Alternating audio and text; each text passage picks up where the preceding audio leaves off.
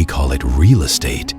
But long before deeds and boundaries, before surveyors and title offices, before anyone could own a river or sell a mountain, the land was something else entirely. It was kin.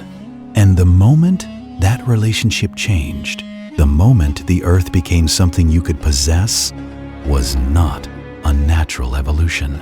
It was a rupture, a collision between two worldviews so fundamentally different that one could not survive the encounter. This is the story of the day the land became property, and what was lost when it did. Most people assume that land ownership is universal, that humans have always bought, sold, and claimed territory in the way we do today. And that assumption makes sense. It feels logical. After all, property rights are foundational to modern economies, to governments, to the way we organize society. But that system is not ancient. It is specific. It is European, and it arrived in North America as something foreign, something incomprehensible to the peoples who had lived here for thousands of years, because to them, the land was not a possession. It was a relationship.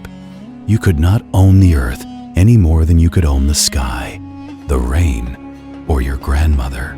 And when that idea collided with European concepts of private property, the consequences would reshape an entire continent.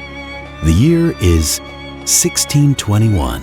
The place, the coast of what the English are beginning to call New England, territory the Wampanoag people have known for generations simply as home. The air smells of salt and pine. The forest stretches inland, thick and old. The ground is soft with fallen leaves. Smoke rises from cooking fires in a nearby village.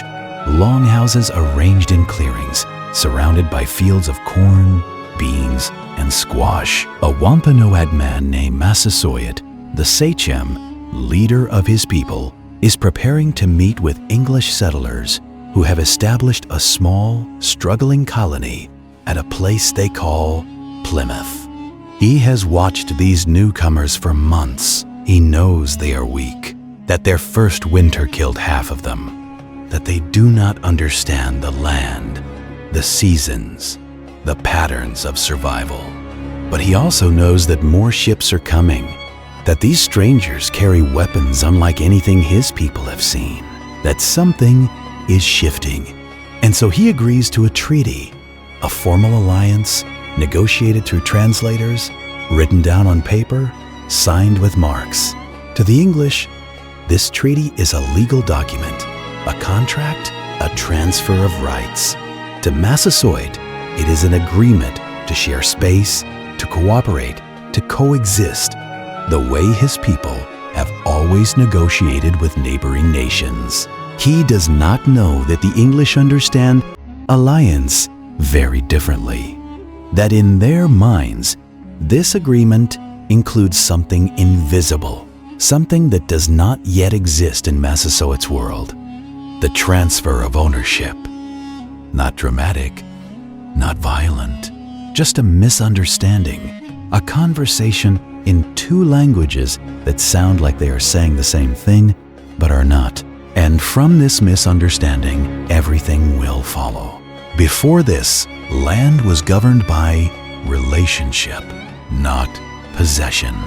Across North America, indigenous nations had systems for managing territory, but those systems were based on use, on stewardship, on reciprocal responsibility. A hunting ground was not owned. It was cared for. A fishing site was not property. It was shared, negotiated, passed down through generations with the understanding that it would remain for those who came after. The Haudenosaunee in the Northeast spoke of the land as something borrowed from future generations, a responsibility, not a commodity. The Lakota in the plains understood the buffalo, the grasslands, the water as relatives, beings with their own agency, deserving respect, not domination. This was not romanticism. It was pragmatic. Because when you see the land as alive, as interconnected, as something that sustains you only if you sustain it, you make different decisions. You do not clear-cut a forest if you believe the trees are listening. You do not poison a river if you believe it has a spirit. You do not sell your mother. Imagine a young Wampanoag woman in the 1630s, walking through a forest her ancestors have walked for generations.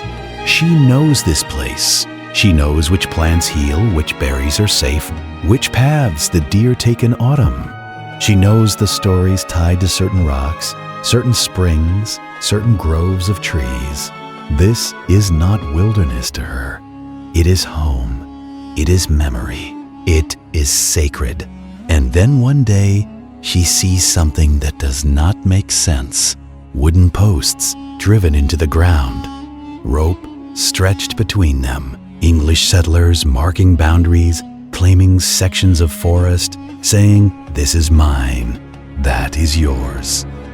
She does not understand. How can you divide the forest?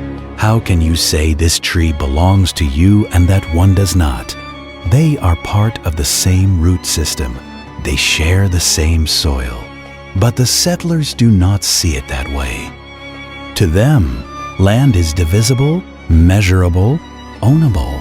It is something you can buy with coins, transfer with a signature, defend with laws written on paper, and slowly, field by field, treaty by treaty, the land begins to change.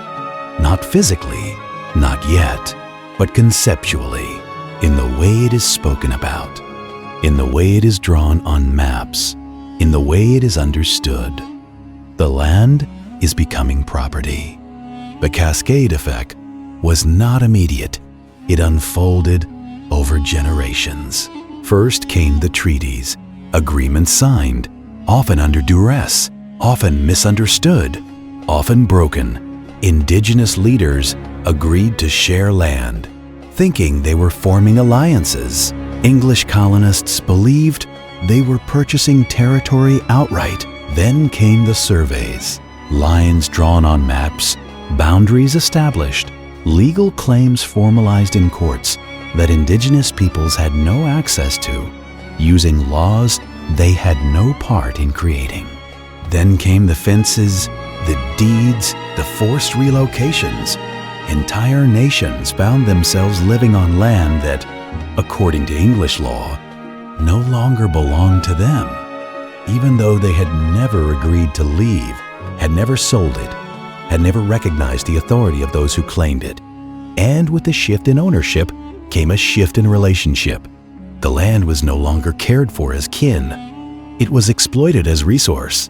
Forests were cleared not for survival, but for profit. Rivers were dammed, redirected, polluted. Animals were hunted not for sustenance, but for markets across the ocean. The land itself began to change, not just in ownership, but in health. Because when you treat the earth as property, you manage it differently. Here is what we rarely acknowledge. The concept of private property was not inevitable, it was imposed. And the imposition was justified through a legal fiction. The doctrine of discovery, a principle rooted in European law that claimed land occupied by non-Christians was legally available for Christian nations to claim. This doctrine, formalized in papal bulls and adopted into the legal frameworks of colonial powers, declared that Indigenous peoples did not truly own the land because they did not use it in ways Europeans recognized. They did not farm it intensively, did not build permanent stone structures, did not fence it, divide it, sell it. Therefore, the land was vacant, available, open for claiming. This logic erased entire civilizations with the stroke of a pen. It rendered indigenous governance systems invisible. It redefined land as something empty, waiting to be filled, rather than something already full of history, meaning, and relationship. And that logic persists.